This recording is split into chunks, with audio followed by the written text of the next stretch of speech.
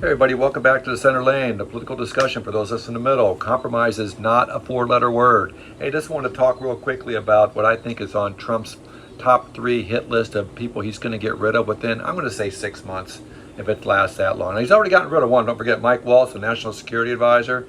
Got rid of him. Oh, he's going to become our UN ambassador. Anybody heard anything about that for the past 2 months? Nah, he's gone. He's out. But the top 3 people I think are going to be gone within, I'll say 6 months, probably max. Number 1 on the list is Tulsi Gabbard, the intelligence agency. She's head of the CIA and the NSA and all that. She oversees the whole thing as a cabinet member. She's going to be gone. I think she always was a wild card. If you have a little bit of information on her, if you don't know much about her, she was a Democrat up until she was a Democratic congresswoman from Hawaii, and she ran for president as well in 2020, I believe. And anyway, so she's always been a little bit of a wild card as far as a Democrat, and then now she's suddenly a Republican. Honestly, I think the thing about her is she wants to become president. She will run for president in 2028, and she's an interesting person. I mean, she supported Bernie Sanders. You know, she's going from Bernie Sanders to Trump, so that's a pretty big arc. But I think if she's trying to check a lot of boxes and build her profile, and of course, being in Trump's cabinet is a pretty good way to build it. But she's always been a bit of a wild card. For example, as well, she went to Syria while she was a Democratic congressman, unannounced or didn't tell anybody, to go visit Assad.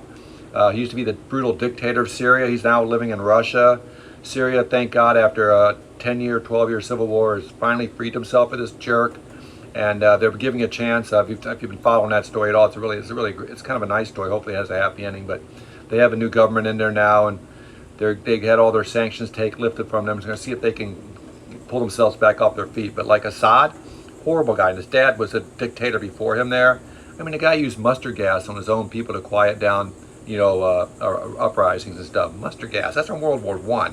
Okay, this guy's not a good dude. So anyways, she went over there and came back and announced that he's a friend of ours. I don't know. So she's a wild card. So I think she's going to be gone. She might make an interesting candidate in 28, but it'd be as an independent. She won't get the Republican nomination nor the Democratic, but she's interesting. I mean, I'll say that about her. Secondly on that list, Pete Hegseth, I don't even get his name right.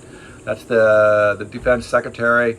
All the things he did, dopey things he did out of the gate, as far as the single gate, and then putting his wife on there and giving out secret information to his wife and his lawyer in another single gate chat. And all those things are terrible. And also he brought extra warships to the Mexican Southern California border to help out the Coast Guard with illegals. Like 2 warships, man, really? We got a Coast Guard there. I mean, that's not a really good use of funds. So he's done some really dopey things. But the thing that's going to get him canned with Trump is that parade. I mentioned it the other day. Trump was not happy about that parade and the way it went down. And Hegseth took all the blame on that, all the heat. And I think Trump and the other signal chat things, he kind of had him on a little probationary part in his mind, but Hegseth is not up for the job. You want to watch something really interesting, watch Tammy, is it Duckworth? She's the senator from Illinois, Iraqi war vet, lost both her legs as a helicopter pilot. Her dressing him down a couple days ago in a hearing he had, oh my God, she was pretty impressive, man. She should be our defensive secretary, honestly. If you get a chance to watch that video on YouTube, I highly, highly recommend that. And last but not least, I think that our boy Stephen Miller is going to be gone too. He's been with Trump a long time. The guy's young too. He's only 39, which I didn't know that.